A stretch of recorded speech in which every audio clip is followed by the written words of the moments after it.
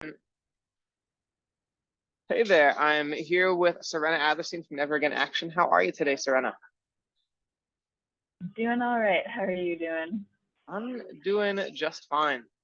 So, Never Again Action is a Jewish led mobilization against persecution, detention, and deportation of immigrants in the United States.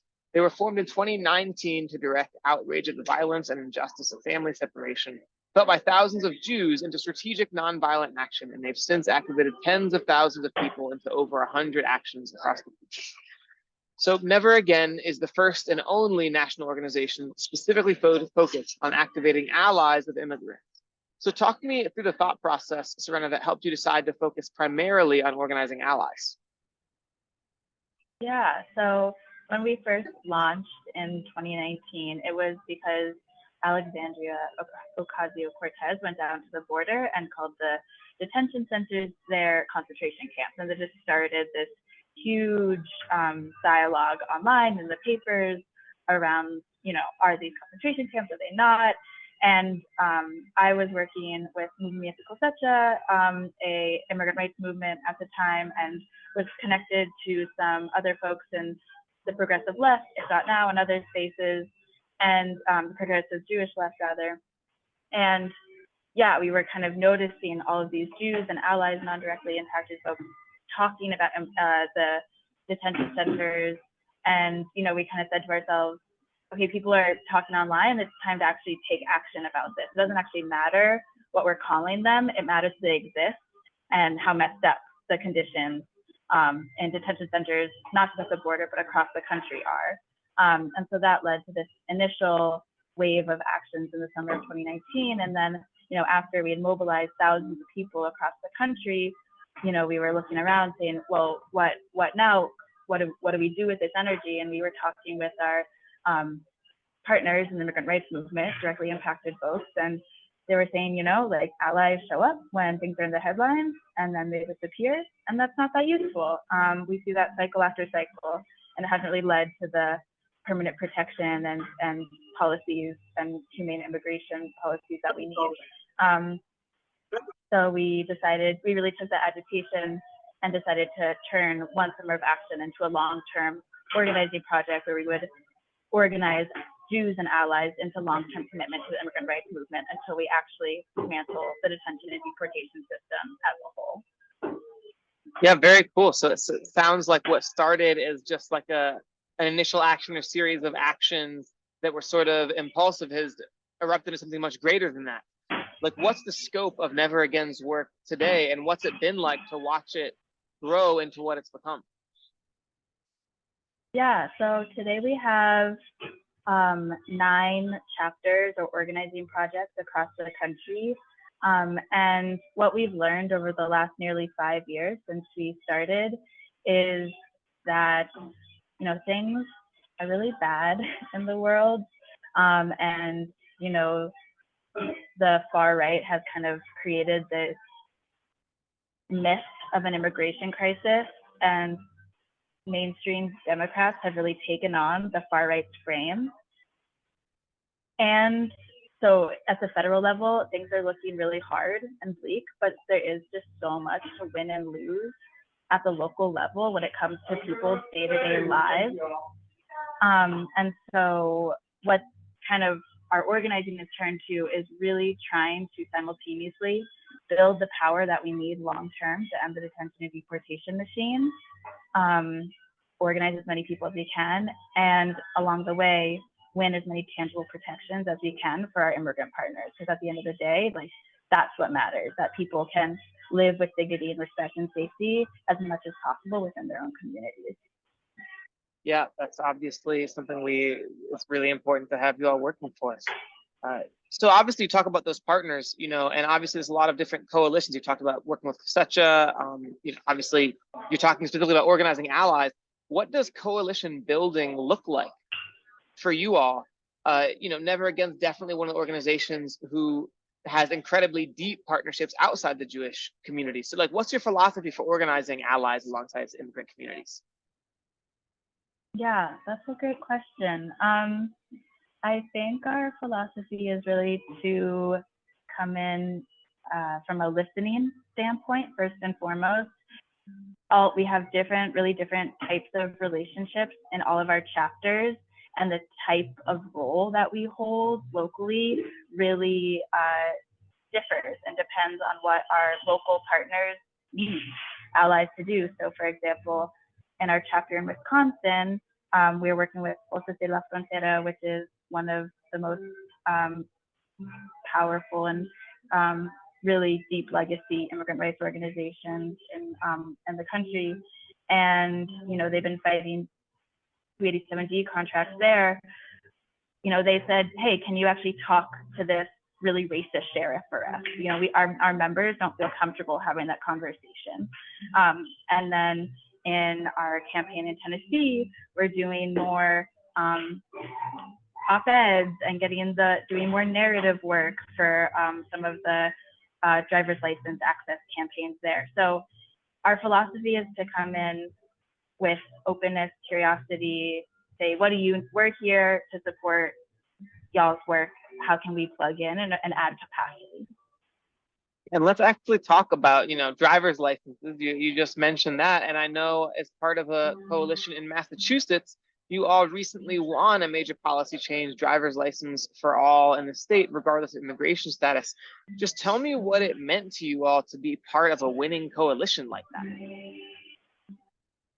Yeah, it was amazing and such a lesson in just how long things take and how many different theories of change you need working together simultaneously to actually win these really important protections for folks. So it was definitely a really exciting experience, really humbling experience. A lot of the role that we had in that campaign was being more support for direct action. There was a ton of undocumented led civil disobedience and direct action as a part of that campaign. And our role as Never Again was making sure that folks felt, as that risk was as supported as possible, with having allies kind of there alongside, holding space, holding kind of security roles, driving people to and from actions, making sure there was fluid actions, doing more of the logistics as well. So yeah, it was really exciting and we learned a lot. Yeah, that's, I've been at some Never Again actions, and obviously, in Providence, Rhode Island, that's one of the places you have people who are active. I was at the Wyatt Detention Center protests, and it sounds like all the different kinds of needs of different communities are things you're really in tune to. It sounds like what we were doing in Providence then was a lot different from what you're doing in Tennessee, a lot different from, and a lot of that has to do with listening to the people in those communities and what they need in a moment. So tell us a little bit more about what your organizing on the ground looks like in this moment that we're in now. What's Never Again working on right now? Yeah, so I mentioned some of the work in Wisconsin and Tennessee already. I think something to really uplift is we have a chapter in Austin who is a part of a coalition fighting Operation Lone Star, which is some of the most horrendous border policies really being spearheaded by Texas Governor Greg Abbott. In addition to, or as a part connected to Operation Lone Star, the Texas legislature recently passed SB 4, which is some really horrendous show me your papers type law. It's being fought in the courts right now, but we are a part of a statewide coalition fighting that policy, fighting militarization along the border. We have an action that the Austin chapter is supporting on Saturday. So a lot of really important on the ground organizing happening there. Yeah, love it. Yasher Koach, and for all of it, and Mazel Tov for the wins that happen, and keep on with the good work. Obviously, shifting gears a little bit. This is a moment in the world that's obviously been very difficult for a lot of people in our community as war goes on in Israel-Palestine and the death toll in Gaza continues to increase. Obviously, the work you all do is domestic, but I'm curious, working in allyship with immigrant communities, if and how that shapes the way you all understand the conflicts in the Middle East? Definitely. I mean, I think we've seen a lot of our immigrant-led partners, make statements and support for, a ceasefire and stopping the, violence in Gaza and throughout, Palestine, throughout the West Bank. And there was a moment where we had to say, where some of our partners were being accused of anti-Semitism for these statements, and it felt really important as an immigrant rights organization that is Jewish-led to use that positionality and say, standing up for Palestinian rights and liberation is not anti-Semitic. That felt like a really important space for us to hold. And also, I think it's been really challenging, obviously, but also really beautiful in some ways, where within our own base, we do have people of different viewpoints on the issue.